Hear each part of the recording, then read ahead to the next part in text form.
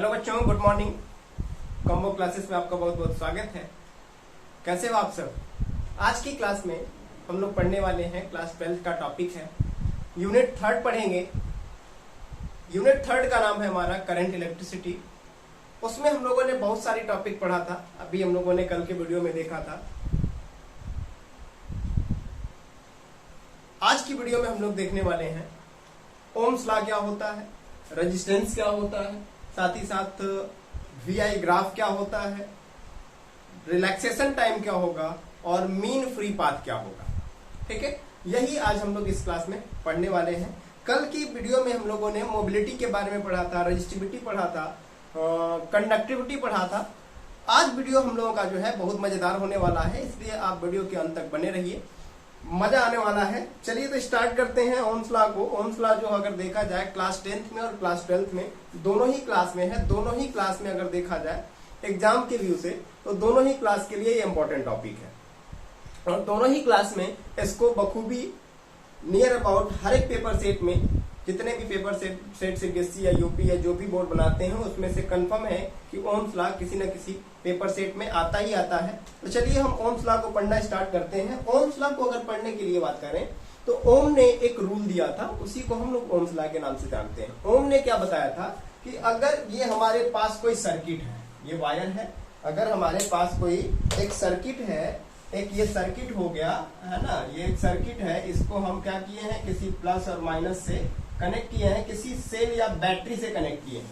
ठीक है, क्या बताया कि अगर हम इस वायर का टेम्परेचर न बदलें, क्या करें, टेम्परेचर न चेंज करें, तो उस कंडीशन में जो टेम्परेचर न चेंज होने के कंडीशन में जो इसका वोल्टेज है, वोल्टेज जो इसमें लगाया गया है, जो पोटेंशियल डिफरेंस होगा इसके एंड के बीच का, इसमें फ्लो होने वाले करंट के डायरेक्टली प्रोपोर्शनल में होता है, यानी कि V प्रोपोर्शनल टू I।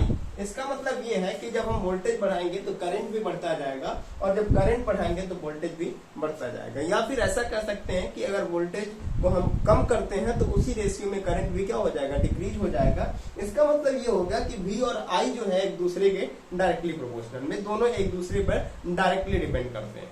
कब के कंडीशन में, अगर उस कंडक्टर का, उस सर्किट का हम टेम्परेचर चेंज ना करें तब के कंडीशन में ऐसा होता है, बाकी किसी कंडीशन में नहीं होगा। अगर हम किसी भी वायर का या सर्किट या कंडक्टर का टेम्परेचर चेंज कर देते हैं तो उस कंडीशन में V और I दोनों ही क्या होंगे, एक दूसरे के ऊपर डायरेक्टली डिपेंड नहीं करेंगे। इसका मतलब ये हो गया कि जब हम टेम्परेचर बढ़ाने घटाने लगेंगे तो उस कंडीशन में रेजिस्टेंस घटना बढ़ना स्टार्ट हो जाएगा। अभी हम बात करेंगे रेजिस्टेंस की भी। तो चलिए देखते हैं ओम्स लॉ में क्या लिखा हमने। According to this law, if the physical quantity that is temperature, according to this law, इस नियम के अनुसार अगर हम physical property that is temperature does not change, अगर हम चेंज ना करें, then the current flowing through the wire is directly proportional to the potential difference across the ends of the wire।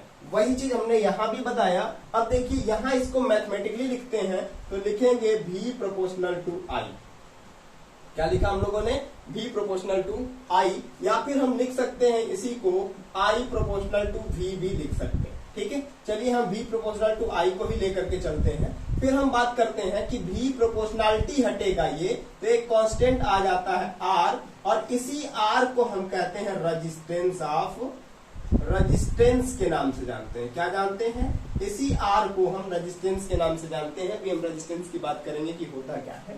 तो ओम्स लॉ में हमने बताया कि अगर किसी भी कंडक्टर, किसी भी वायर का, किसी भी सर्किट का टेम्परेचर न बदला जाए तो उस कंडीशन में जो उसमें करंट फ्लो हो रहा है उसके एक्रॉस, उसके एंड्स के एक्रॉस जो पोटेंशियल डिफरेंस है उसके ही डायरेक्टली प्रोपोर्शनल में होगा। आई थिंक कि आपको समझ में आया होगा। चलिए फिर हम समझते हैं ये रेजिस्टेंस की बात को। रेजिस्टेंस क्या होता है, रेजिस्टेंस भी अगर देखा जाए तो बड़ी मजेदार चीज है। ये भी हर एक साल एग्जाम में आता है, इस पे न्यूमेरिकल भी आता है। अगर हम लोग अभी बात करेंगे सीरीज पैरेलल कॉम्बिनेशन की रेजिस्टेंस के, तो आगे हम लोग देखेंगे कि सीरीज कॉम्बिनेशन और पैरेलल कॉम्बिनेशन क्या होता है, उस पर भी न्यूमेरिकल पूछे जाते हैं।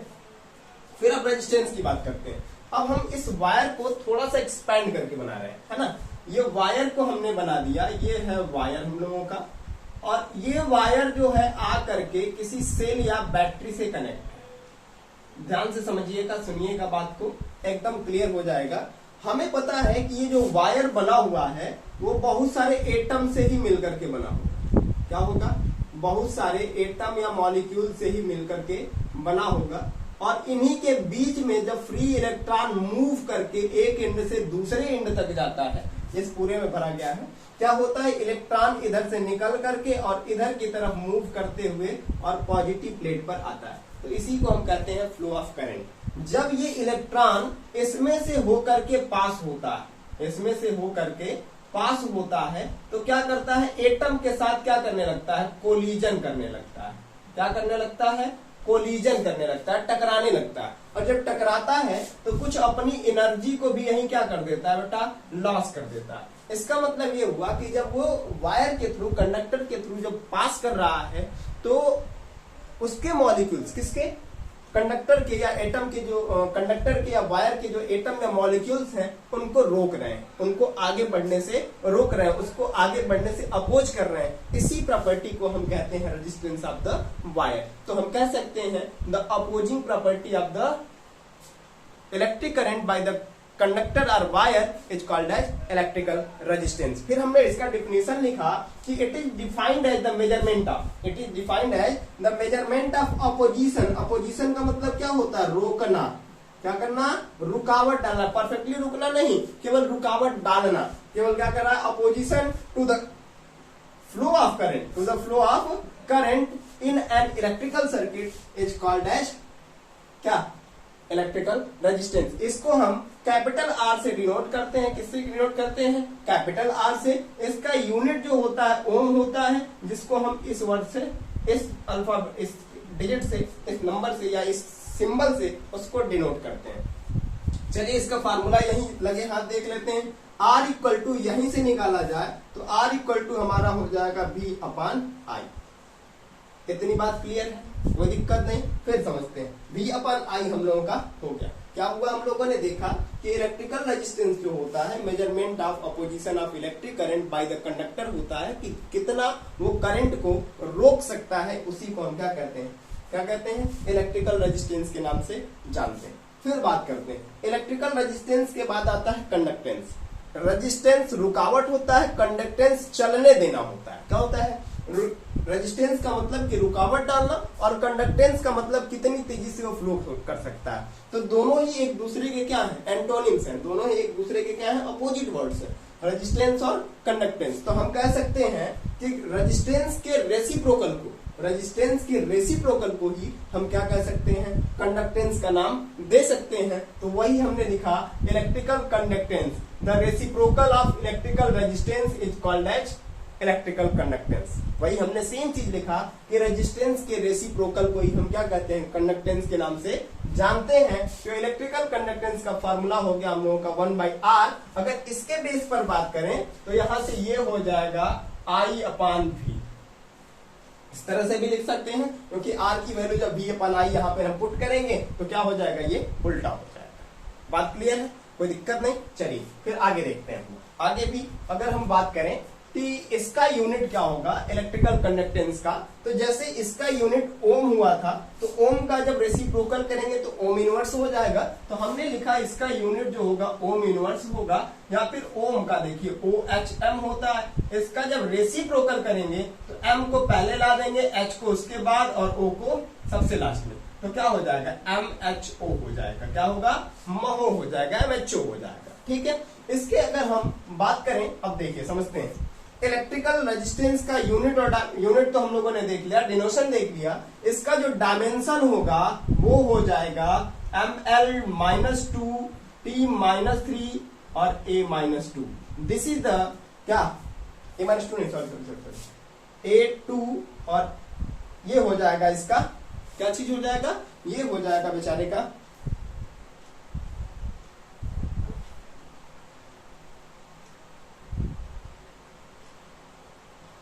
M-1 हो जाएगा ना, M-1 L-2 T3 A2 जो हो जाएगा रेजिस्टेंस का डायमेंशनल फार्मूला हो जाएगा। कोई दिक्कत नहीं। फिर आगे बात समझते हैं, इसके इसी में थोड़ा सा हम लोग आगे बढ़ते हैं। अच्छा देखते हैं इसका क्या हो जाएगा, उसका ठीक उल्टा लिखते हैं ना, तो कितना हो जाएगा m l माइनस 2 T3A2, इसका क्या हो जाएगा, डायमेंशनल फार्मूला हो जाएगा। उल्टा लिख दिए क्या, हाँ उल्टा हो गया। ये जो होगा, चलिए देखते हैं क्या हो जाएगा, इसका जो डायमेंशन हो जाएगा कितना, ml2T-3, इसका डायमेंशन ml2T-3a, और फिर कितना हो जाएगा a-2, इसका हो जाएगा डायमेंशनल फार्मूला किसका, रेजिस्टेंस का। अब इसी का ठीक उल्टा लिख लिया जाए तो कंडक्टेंस का हो जाएगा, क्या हो जाएगा ठीक उल्टा, m का उल्टा करो m-1 हो जाएगा, L2 है L-2 हो जाएगा, T3 है T2 हो जाएगा, सॉरी T-3 है T3 हो जाएगा, a-2 है a2 हो जाएगा। ये क्या हो जाएगा, इसका डायमेंशनल फार्मूला, इलेक्ट्रिकल कंडक्टेंस का हो जाएगा डायमेंशनल फार्मूला। आई थिंक इतना आपको समझ में आया होगा। हमने शॉर्ट फॉर्म में बताया ओम्स लॉ क्या होता है, फिर हमने बताया रेजिस्टेंस क्या होता है। अभी बात करेंगे किन किन फैक्टर्स पर हमारा रेजिस्टेंस जो होता है वो डिपेंड करता है ना। चलिए तो फिर आगे देखते हैं, हम लोग वी आई कैरेक्टरिस्टिक की बात करते हैं। वी आई कैरेक्टरिस्टिक को समझने से पहले हम थोड़ा सा देख लेंगे कि सर्किट ओम्स लॉ के बेस पर कितने तरह के होंगे।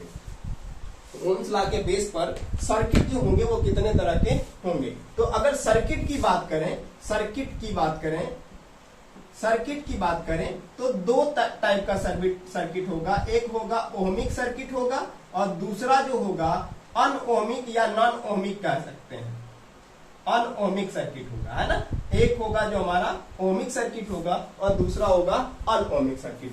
ये ओहमिक सर्किट जो ओम्स लॉ को क्या करेगा, फॉलो करेगा, तो इस तरह के सर्किट को हम ओहमिक सर्किट बोलेंगे। यानी कि एक ऐसा सर्किट जिसका टेम्परेचर कांस्टेंट होगा, जिसका टेम्परेचर नहीं बदलेगा, तो उस तरह के सर्किट को हम ओहमिक सर्किट बोलेंगे। और एक ऐसा सर्किट जिसका टेम्परेचर बदल रहा हो, उस तरह के सर्किट को हम क्या कहेंगे, Ohm's law does not follow, do not follow, है ना। ओम्स लॉ को ये फॉलो नहीं करेगा, तो इस तरह के सर्किट को हम बोलेंगे ओहमिक, नॉन ओहमिक सर्किट या अनओहमिक सर्किट। तो सर्किट अगर देखें ओम्स लॉ के बेस पे दो तरह का सर्किट हमको मिला। एक का नाम हम लोगों ने ओहमिक रखा और दूसरे का नाम हम लोगों ने अनओहमिक रखा। ओहमिक में हम लोगों ने कहा कि ऐसा सर्किट जो ओम्स लॉ को फॉलो कर रहा होगा उसको ओहमिक सर्किट बोलेंगे, और एक ऐसा सर्किट जो ओम्स लॉ को फॉलो नहीं कर रहा होगा उसको हम क्या बोलेंगे, अनओहमिक सर्किट बोलेंगे। या फिर ऐसा कह सकते हैं कि एक ऐसा सर्किट जिसका टेम्परेचर वेरी ना कर रहा हो, जिसका टेम्परेचर बदल नहीं रहा हो, उस तरह के सर्किट को हम ओहमिक सर्किट बोलेंगे।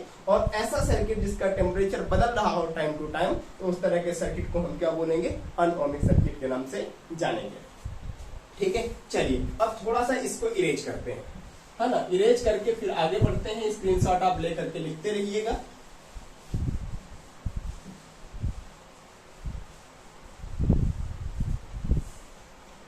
है ना। चलिए देखते हैं, अब हम लोगों को बात करना है वी आई कैरेक्टरिस्टिक की। वी आई कैरेक्टरिस्टिक कहें या फिर कहें वी आई ग्राफ, क्या कह दें, वी आई ग्राफ की बात कर दें। कैरेक्टरिस्टिक और ग्राफ में बहुत ज्यादा डिफरेंस नहीं है। वी और आई के बीच हम लोगों को क्या करना है, ग्राफ प्लॉट करना है, रिलेशन बताना है। तो इस तरह के ही ग्राफ को हम वी आई ग्राफ के नाम से जानेंगे। चलिए वी आई ग्राफ की बात करें तो हम लोग कहते हैं, इसका डिफिनीशन अगर पूछा जाए एग्जामिनर या वाइवा में पूछ दिया जाता है, तो हम कहते हैं the graph plotted between V and I, that means potential and current is called as VI graph, है ना, VI ग्राफ। अब इसमें फर्स्ट होगा VI graph for ohmic circuit. किस सर्किट की बात कर रहे हैं, ओहमिक सर्किट के VI ग्राफ की बात कर रहे हैं। तो ओहमिक सर्किट में हमने बताया कि एक ऐसा सर्किट जिसका टेम्परेचर कांस्टेंट रहेगा, जिसका टेम्परेचर नहीं बदलेगा, तो इस तरह के सर्किट को हम ओहमिक सर्किट के नाम से जानेंगे। जैसे एग्जांपल में देखा जाए, ओहमिक सर्किट में क्या कहा हमने कि वोल्टेज, इसका मतलब कि जिस रेशियो में वोल्टेज बढ़ाएंगे उसी रेशियो में करंट जो होगा उसका बढ़ता जाएगा। तो ओहमिक सर्किट के लिए अगर हम वी आई ग्राफ की बात करें, ये हमने क्या बनाया, एक ग्राफ बनाया, एक्स एक्सिस वाई एक्सिस, है ना। एक्स एक्सिस पे हमेशा V को डिनोट करते हैं और वाई एक्सिस पे हमेशा I को डिनोट करते हैं। V और I के बीच में ही हमको क्या करना था, ग्राफ जो है प्लॉट करना था। अगर हम ओहमिक सर्किट के लिए VI ग्राफ प्लॉट करते हैं तो हमेशा ही ये एक स्ट्रेट लाइन मिलता है और ये जो है रेजिस्टेंस को बताता है। क्या बताता है, रेजिस्टेंस को शो करता है। ठीक है, मतलब हमने क्या कहा कि अगर ओमिक सर्किट के लिए हम वी ग्राफ प्लॉट करते हैं तो हमेशा ही एक स्ट्रेट लाइन मिलती है। तो लिख सकते हैं the graph for ohmic circuit, the V graph for ohmic circuit is always a straight line which is show the constant resistance. किसको डिनोट करेगा? कांस्टेंट रेजिस्टेंस को डिनोट करेगा, है ना, शो करेगा। फिर दूसरी बात करें नॉन ओमिक सर्किट के लिए, वी आई ग्राफ फॉर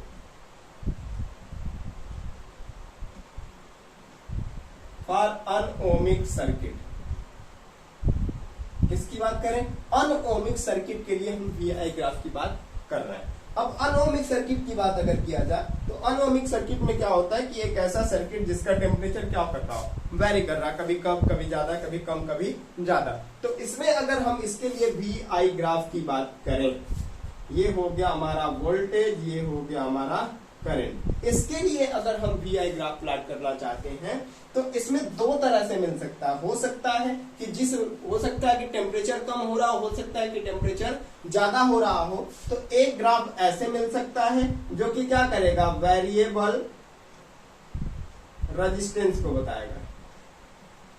किसको बताएगा? वेरिएबल रेजिस्टेंस को बताएगा। या फिर इसी को हम चाहें तो इस तरह से प्लॉट कर सकते हैं कि ये V हो गया, ये I हो गया, ये 0 0 हो गया, है ना। इसमें भी क्या बताएगा, ये वेरिएबल रेजिस्टेंस को ही बताएगा। किसको बताएगा? वेरिएबल रेजिस्टेंस को बताएगा। इसमें जो होगा वेरिएबल रेजिस्टेंस को बताएगा, इसमें जो रेजिस्टेंस होगा वो इंक्रीज होगा और इसमें जो रेजिस्टेंस होगा वो क्या होगा, डिक्रीज होगा। दोनों ही कंडीशन की बात हम लोगों ने किया कि अगर ग्राफ ऐसे बना हुआ है नीचे की तरफ, इस कंडीशन का मतलब ये है कि वोल्टेज बढ़ रहा है लेकिन करंट उतना उसी रेशियो में नहीं बढ़ रहा। और इसका मतलब आप समझ ही सकते हैं, इसका रेसिप्रोकल करके वाइस वर्सा करके। तो हमने क्या कहा कि इस कंडीशन में इसका रेजिस्टेंस इंक्रीज करेगा और इस कंडीशन में रेजिस्टेंस इंक्रीज करने का मतलब कि टेम्परेचर जो है वो हम बढ़ा रहे हैं और इसमें जो है टेम्परेचर जो है क्या कर रहे हैं, कम कर रहे हैं। इतनी बात क्लियर है? आई थिंक को इतनी बात क्लियर हो गई होगी, है ना। चलिए फिर समझते हैं वी आई ग्राफ को। थोड़ा सा आप अच्छे से ध्यान से देख लीजिएगा, ये अक्सर पूछा जाता है 1 नंबर में, है ना। तो इस वजह से फिर साथ ही साथ अगर आप लैब में जाते होंगे, क्लास 12 में अगर होंगे तो लैब में अगर जाएंगे तो वी आई कैरेक्टरिस्टिक भी आप लोगों को ड्रॉ करके दिखाना होगा। 10th में भी था V I characteristic, V I graph plot करके दिखाने के लिए। तो आप लैब में जाएंगे तब भी ये हेल्पफुल होगा आपके लिए, है ना। फिर देखते हैं, अब हम बात करते हैं कि ओम्स लॉ की बात किया, रेजिस्टेंस की बात किया, तो रेजिस्टेंस को कौन कौन से ऐसे फैक्टर हैं, कौन कौन से ऐसे फैक्टर हैं जो क्या करते हैं, अफेक्ट करते हैं। यानी क्या बढ़ाएंगे तो रेजिस्टेंस किसी भी कंडक्टर का, किसी भी वायर का बढ़ सकता है या फिर घट सकता है ना। चलिए फिर बात करते हैं हम लोग, तो कहेंगे कि फैक्टर अफेक्टिंग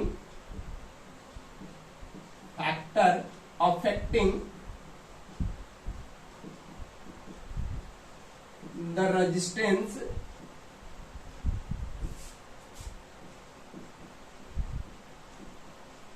ऑफ वायर, है ना।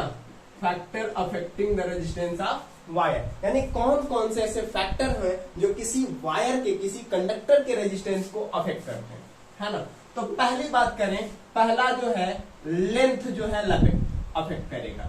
कौन अफेक्ट करेगा? लेंथ ऑफ द वायर जो है अफेक्ट करेगा। कैसे अफेक्ट करेगा? तो अगर हम किसी वायर की लेंथ को बढ़ाते जाएं तो उसका रेजिस्टेंस भी क्या होता जाएगा, बढ़ता जाएगा। तो कहेंगे the resistance of wire is directly proportional to its length. तो वही हमने लिखा। फिर दूसरा क्या लिख सकते हैं, area of cross section, area of cross section, है ना। क्रॉस सेक्शन का मतलब हम यहाँ के एरिया की बात कर रहे हैं, ये कटे हुए पार्ट, यहीं से ना इलेक्ट्रॉन को एंटर करना है, यहीं से इलेक्ट्रॉन को एंटर करना है, तो यही वाले, इसी को हम क्या कहते हैं, एरिया ऑफ क्रॉस सेक्शन, कटे हुए पार्ट का एरिया की बात कर रहे हैं, है ना। तो एरिया ऑफ क्रॉस सेक्शन में हो गया कि रेजिस्टेंस जो होगा 1/A होता है ना। यानी कि रेजिस्टेंस, एरिया बढ़ाएंगे तो रेजिस्टेंस कम होता जाएगा और एरिया घटाएंगे तो रेजिस्टेंस ज्यादा होता जाएगा। ये बात का ये प्रमाण दे रहा है ना कि R inversely proportional to cross sectional area. फिर तीसरा फैक्टर जो, अब इन दोनों को मिला दिया जाए, फर्स्ट और सेकेंड को, from first and first and second, क्या मिलेगा, R proportional to L upon A, proportionality हटेगा तो एक कांस्टेंट आ जाएगा, प्रोपोर्शनलिटी हटेगा एक कांस्टेंट आ जाएगा रो एल बाई ए, और इस रो को हम रजिस्टिविटी या फिर स्पेसिफिक रेजिस्टेंस के नाम से जानते हैं, जो कि हम लोगों ने कल वाली वीडियो में इसको पढ़ा था, है ना। इसके यूनिट की बात करें तो हम लोगों ने कहा था इसका यूनिट जो होता है ओम मीटर होता है, इसमें कोई प्रॉब्लम नहीं है, ये वीडियो हम लोगों ने कल देख लिया है, इसको हम लोगों ने, इस टॉपिक को कल हम लोगों ने कवर किया था, है ना। दो फैक्टर तो यहाँ मिल गए कि फर्स्ट फैक्टर जो होता है वो वायर का लेंथ अफेक्ट करता है, सेकेंड फैक्टर जो होता है वो area of cross section wire का अफेक्ट करता है, थर्ड फैक्टर है nature of the material, third factor क्या है, nature of material, third factor क्या है हमारा, nature of material, nature of material, है ना। और फोर्थ फैक्टर जो है कौन सा, ऑन टेम्परेचर, फोर्थ फैक्टर जो है टेम्परेचर। अब देखिए नेचर ऑफ मटेरियल का मतलब ये हुआ कि अच्छी तरह के गुड क्वालिटी का मटेरियल प्योर अगर हम यूज करते हैं तो उस कंडीशन में उस वायर का रेजिस्टेंस कम होगा, और अगर हम जैसे वुल फ्रेम लेते हैं, टंगस्टन फिलामेंट ले लेते हैं तो उसका रेजिस्टेंस, नाइक्रोम ले लेते हैं तो उसका रेजिस्टेंस, क्योंकि वो क्या कई सारे मेटल्स को मिला करके तब बनाए गए होते हैं, उनको हम एलॉय के नाम से जानते हैं, है ना। यानी कि हम कह रहे हैं नेचर ऑफ मटेरियल, तो जितनी अच्छी क्वालिटी का हम मटेरियल यूज करेंगे, जितना अच्छे क्वालिटी का मटेरियल, प्योर मटेरियल यूज करेंगे, तो उस मटेरियल की, उस वायर की रेजिस्टेंस जो होगा कम होगा। साथ ही साथ हम अगर बैड मटेरियल यूज करते हैं, बेकार मिक्स वाला, अगर हम मिक्सचर यूज करते हैं, इम्प्योर मटेरियल यूज करते हैं, तो उस कंडीशन में उसका रेजिस्टेंस जो होगा ज्यादा होगा। फिर बात करते हैं ऑन टेम्परेचर, अगर किसी भी वायर का टेम्परेचर बढ़ाते हैं, किसी भी सर्किट का टेम्परेचर बढ़ाते हैं, तो उसका रेजिस्टेंस डायरेक्टली बढ़ना शुरू हो जाता है, यानी कि R जो है टेम्परेचर पर डायरेक्ट डिपेंड कर रहा है। टेम्परेचर अगर इंक्रीज करते हैं तो रेजिस्टेंस भी इंक्रीज हो जाएगा, और अगर टेम्परेचर डिक्रीज करते हैं तो रेजिस्टेंस भी क्या हो जाएगा, डिक्रीज हो जाएगा। ये बात क्लियर है, ठीक है। चलिए फिर हम बात करते हैं मीन फ्री पाथ क्या होता है, मीन फ्री पाथ क्या होता है। आज का वीडियो मीन फ्री पाथ और रिलैक्सेशन टाइम पर ही होगा। अभी बात करते हैं मीन फ्री पाथ की, है ना। क्या हम लोग बात कर रहे हैं, मीन फ्री पाथ की, मीन फ्री पाथ, ठीक है। मीन फ्री पाथ और रिलैक्सेशन टाइम की बात करते हैं, है ना। ये दोनों चीज जो है एक दूसरे के कॉम्प्लीमेंट्री हैं, दोनों ही एक दूसरे पर डिपेंड करते हैं, है ना। इसकी बात अगर समझा जाए तो इसके लिए हमें पहले एक मेटल ब्लॉक बनाना होगा। ये हमने बना दिया एक मेटल ब्लॉक, ठीक है। इस मेटल ब्लॉक में हमें पता है कि कंफर्म है, कंडक्टर की बात कर रहे हैं, मेटल ब्लॉक कहने का मतलब हम कंडक्टर की बात कर रहे हैं। तो इस मेटल ब्लॉक को इसलिए बना रहे हैं, अब देखिए इसमें क्या होंगे, बहुत सारे एटम्स होंगे। ये एटम्स को हमने दिखाया, बहुत सारे एटम्स होंगे, हालांकि इतनी गैपिंग इनके बीच में नहीं होती है, लेकिन हम लोग समझने के लिए, पढ़ने के लिए इतना गैपिंग दिखा रहे हैं, अदरवाइज सब फिगर एक ही में मिक्सअप हो जाए, है ना। तो अब समझिए रिलैक्सेशन, मीन फ्री पाथ का मतलब क्या होता है। अब ये तो हो गया, अब इसी को थोड़ा सा बड़ा करके देखते हैं। एक मॉलिक्यूल या एक इलेक्ट्रॉन, इसमें इलेक्ट्रॉन्स भी होंगे, ये दो एटम्स हैं, एक इलेक्ट्रॉन यहां था, यहां से जब इधर के लिए मूव किया, या यहां से इधर के लिए मूव किया, तो मूव किया तो टकराया इनसे, कोलिजन किया, और कोलिजन किया तो रिटर्न जाएगा, फिर इनसे टकराएगा, और इनसे टकरा करके फिर अपने एक्चुअल पोजीशन तक आएगा। तो यहां से यहां जाने, फिर यहां से यहां, और फिर यहां से, यानी कि टू सक्सेसिव कोलिजन के बीच में जितना वो डिस्टेंस ट्रेवल करता है, दो बार टकराने के बीच में जितना, जैसे हमने क्या कहा, एक यहां पे है, इसको हम इधर ले जा रहे हैं, यहां टकराया, फिर यहां पर टकराया, फिर अपने इनिशियल पोजीशन पे आया, तो दो कोलिजन के बीच में, दो सक्सेसिव, दो लगातार टक्कर के बीच में जितनी वो डिस्टेंस ट्रेवल करता है, उसी को क्या कहते हैं, मीन फ्री पाथ कहते हैं। क्या कहते हैं, the distance cover by the electron between two successive collision, between two successive collision, is called as क्या, mean free path, mean free path कहते हैं। बात क्लियर है ना? फिर समझते हैं रिलैक्सेशन टाइम। अब देखिए यहां से चला ये, यहां से ये चला, यहां पर जाकर टकराया, फिर यहां से ऐसे होते हुए यहां गया, फिर यहां, तो जाने आने में कुछ समय भी तो लिया होगा, जाने आने में कुछ समय भी लगाया होगा, कुछ टाइम भी लगाया होगा। उसी टाइम को हम क्या कहते हैं, रिलैक्सेशन टाइम के नाम से जानते हैं। तो रिलैक्सेशन टाइम का को अगर डिफाइन करना हो तो लिख सकते हैं the time lagging, the time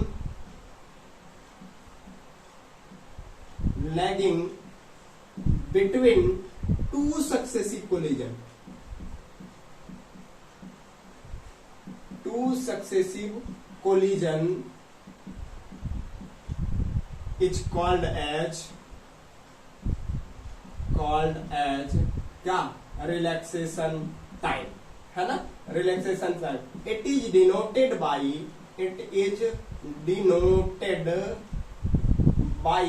किससे डिनोट करते हैं, टाउ से डिनोट करते हैं, किससे, टाउ से डिनोट करते हैं, है ना? आई थिंक कि आपको वीडियो अच्छा लगा होगा। जो टॉपिक नहीं समझ में आया होगा कमेंट बॉक्स में एक बार बताइएगा, फिर से उसको नेक्स्ट वाले वीडियो में उस प्रॉब्लम को सॉल्व करने की कोशिश करेंगे। मिलते हैं जल्दी ही नेक्स्ट वीडियो में। आज के लिए बस इतना ही, धन्यवाद। अगर आप हमारे चैनल पे नए हैं तो लाइक करिए, शेयर करिए और सब्सक्राइब करना मत भूलिए, साथ ही साथ बेल आइकन भी दबाना मत भूलिए।